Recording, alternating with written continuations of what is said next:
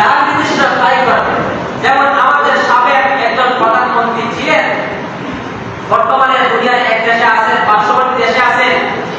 উনি দুনিয়ার থাকা অবস্থায়, মানে বাংলাদেশে থাকা অবস্থায় উনি নির্দেশ দিয়েছিলেন পুলিশ বাহিনীকে, আব্দুল্লাহ মাহমুদ পুলিশ বাহিনীর প্রধান আইজিপিকে নির্দেশ দিয়েছিলেন গুলি করার জন্য। যে অবস্থা হবে সেই অবস্থায় গুলি করবা। এই যে আব্দুল্লাহ মাহমুদ, তার ভিতরে তো দেহ আছে, তার তো মায়া দয়া আছে, কিন্তু মায়া দয়া কাজে লাগলো না কেন? উপরের কাটিতে উপরের নির্দেশ, তার ভিতরে মায়া দয়া টাকার পর তার দয়া মায়া লাগে না। সে নির্দেশ দিয়ে পুলিশ বাহিনী, রেল বাহিনী, যা বাহিনী আছে বাংলাদেশে সব বাহিনী মিশিয়ে দেয়, যেখানে ছাত্র আন্দোলন করবে সেখানের মধ্যে গুলি চালাইবা, এইসব করবা।